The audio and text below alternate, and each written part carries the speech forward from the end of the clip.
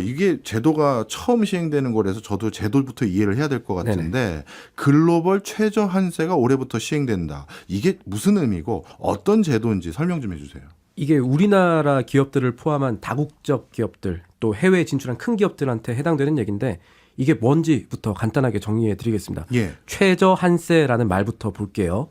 규칙상 기업한테 물릴 수 있는 제일 낮은 세율. 그러니까 아무리 해도 더 이상 깎아줄 수 없는 세금의 요율이라는 뜻이에요. 지금은 15%로 되어 있습니다. 이번에. 예. 그런데 우리나라에서 만약에 15%를 최저한세로 했는데 다른 조건들 비슷한 옆 나라에서 최저한세를 5%로 했다면 기업들 다 옆 나라로 가겠죠. 그렇겠죠. 맞습니다. 원래 그래서 기업들이 높은 세금 부과하는 나라를 피해서 도망가는 나라들을 흔히 조세피난처 이렇게 부르잖아요. 그렇습니다. 뭐 버진 아일랜드라든가 예. 많죠. 그래서 최저한세라는 말 앞에 글로벌이라는 말이 붙습니다. 예. 우리나라도 15%, 옆 나라도 15%라고 한다면 우리나라에서 사업하는 기업들이 굳이 뭐 다른 나라로 갈 필요까지는 없겠죠. 예.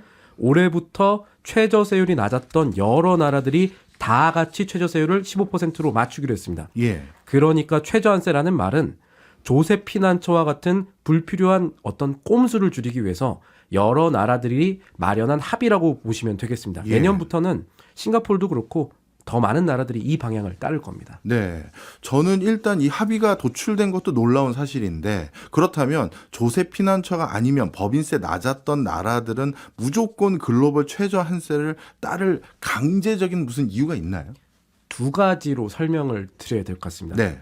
그동안 이 법인세와 관련한 세계의 이 여러 상황들 어떻게 좀 설명을 쉽게 드리면 좋을까 하다가 네. 문득에 저는 남자 얘기는 했는데 옛날에 고무줄 놀이 하던 게 생각나서 예. 이걸로 비유를 좀 드리려고 하는데 이 동요 부르면서 뭐 고무줄 넘는데 점점 그 고무줄이 높아지면서 난이도 올라가는 그렇죠. 그게 고무줄 놀이잖아요. 예.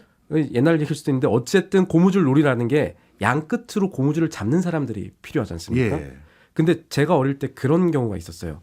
고무줄 잡는 친구가 자기 동생 데리고 옵니다. 어린 예. 동생들 데려와서 고무줄 반대편을 잡게 해요. 네. 그러면 아무래도 언니가 키가 크고 키 동생은 차이가 생기죠. 좀 작으니까 넘어야 되는 이 고무줄 높이가 아무래도 동생 쪽이 조금 낮아요. 예. 좀 높이려고 해도 낮은데 그래서 저 같은 경우는 이제 유연하지 않은 애가 고무줄 넘으려면 전략적으로 언니 쪽보다는 키 작은 동생 쪽 가가지고 고무줄 넘고 막 그랬었거든요. 애착이 있었네 그 게임에. 이기고 싶었으니까 탈락하고 싶지 않았으니까 예. 어쨌든 세계 법인세도 약간은 비슷합니다. 아무래도 조금 발전이 덜 된 나라나 큰 기업이 들어올 만한 그 유인이 없는 시장, 그러니까 시장이 그렇게 존재하지 않는 나라들은 법인세를 좀 낮게 매깁니다. 그러다 보니까 사실 아까 말씀하신 대로 이 조세 피난처 낮은 세율로 기업을 끌어들이는 게 한 나라의 사업 방식이 된 곳도 있었고요. 그런 측면에서 이번 합의는 OECD 국가와 G20 국가, 그러니까 좀 그 중에서도 힘 있는 나라들이 주도했다는 점을 먼저 살펴보셔야겠습니다. 네. 이제는 동생들도 팔을 좀 번쩍 들어가지고 네. 고무줄 높이를 다 같이 맞춰보자는 거죠. 네. 언니들이 동생 보고 너도 이제 손 번쩍 들어. 고무줄 높이를 잘 맞춰야 너도 이 게임에 계속 참여할 수 있어. 이런 흐름이 생겼다고 생각하셔도 큰 틀에서는 무방할 것 같습니다. 네. 말씀을 듣고 보니까 G20이라든가 OECD처럼 내수 시장의 매력도가 어느 정도 있는 국가가 아닌 국가에서 외국 기업을 유치하거나 투자를 유치하기 위한 방편으로 세금을 낮춰줬던 것을 이제 힘 있는 언니들이 못하게 했다. 이렇게 보면 되겠네요. 그럼 두 번째 이유는 또 뭡니까? 예, 아까 고무줄 놀이에 비유하기는 했지만 사실 이 제도는 최저세율보다 더 낮은 세율이 적용이 된다면 그 다른 나라에 그만큼 추가 과세권, 그러니까 다른 나라한테 세금 더 거둘 수 있는 권리를 주는 방식이긴 합니다. 예. 그래서 법인세율이 낮았던 나라들 입장에서 보면 다 같이 법인세를 올린다면 과세권을 빼앗길 염려도 좀 덜해지고 없고 사실 세금 더 걷는 효과도 있거든요. 네. 물론 자기 나라 빠져나가는 기업들도 조금은 있겠지만 다 같이 15%로 올라가는데 기존에 작게나마 뭐 지사가 있거나 공장이 좀 세워진 나라들은 이번 합의를 만약에 많은 나라들이 따라만 준다면 적어도 당장은 손해보다 이득이 더 큰 상황도 연출이 될 수가 있습니다. 법인세 낮았던 기존 국가들은 당장은 손해보다 이득이 더 크다. 정확히 무슨 뜻이죠? 이번에 글로벌 최저한세 도입하는 나라들 명단을 좀 살펴보겠습니다. 예. 아일랜드 있고요. 예. 여기는 법인세율이 12%인데 유럽 평균보다 법인세 한 9%포인트 정도 낮은 곳입니다. 네. 15%로 최저세율 높여도요. 여전히 유럽의 주변 나라들보다는 세율이 낮겠죠. 그렇네요. 또 주변에 15%보다 낮은 나라들이 있으면 또 다른 얘기가 되겠지만 예. 룩셈부르크나 네덜란드, 바베이도스, 헝가리, 스위스 이렇게 그동안 법인세 낮았던 나라들이 초기 단계부터 최저한세에 동의를 했습니다. 예.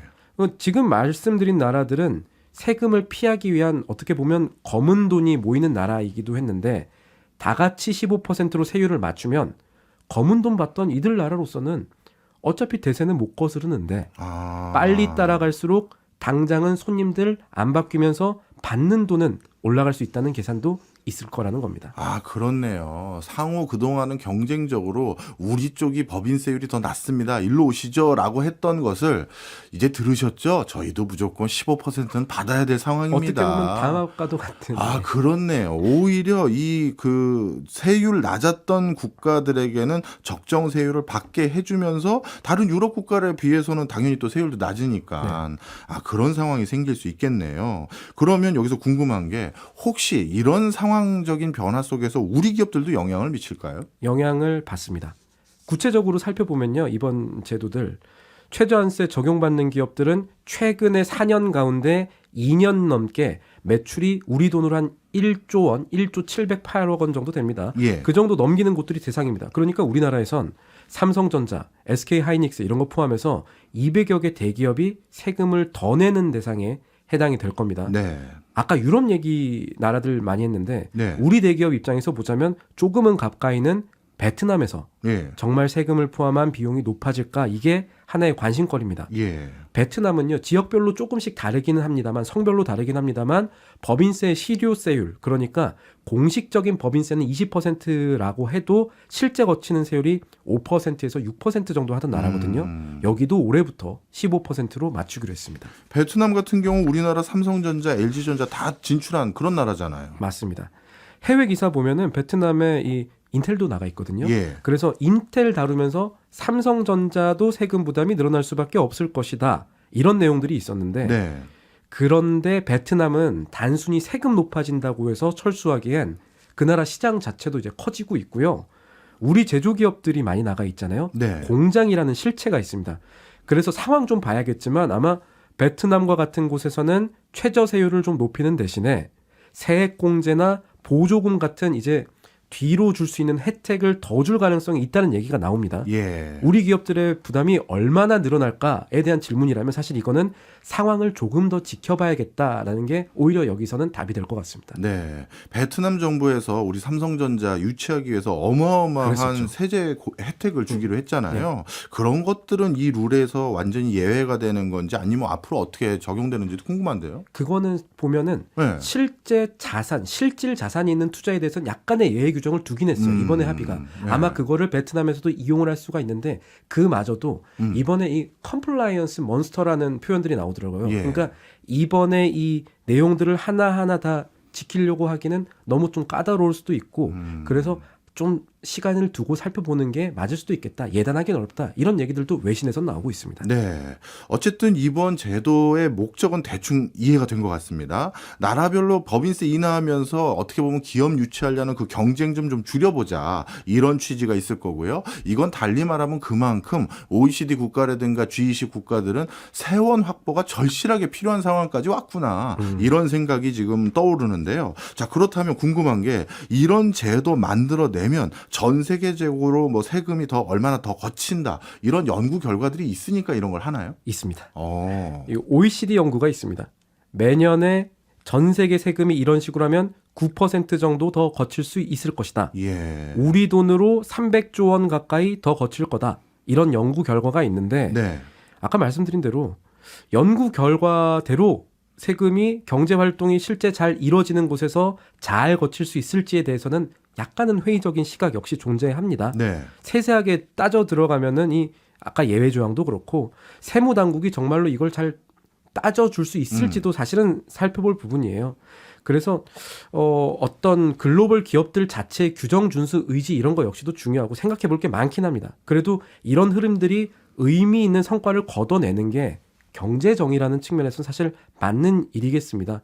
가까이는 우리나라도요. 네. 구글 같은 대기업들, 해외 대기업들 보면은 매출이 이상하리 많지 작거든요. 네. 그래서 요거는 시간이 되면 조금 더 자세히 설명을 드리고 싶지만 이런 흐름들이 다시 바뀔 수 있을지 봐야겠습니다. 알겠습니다.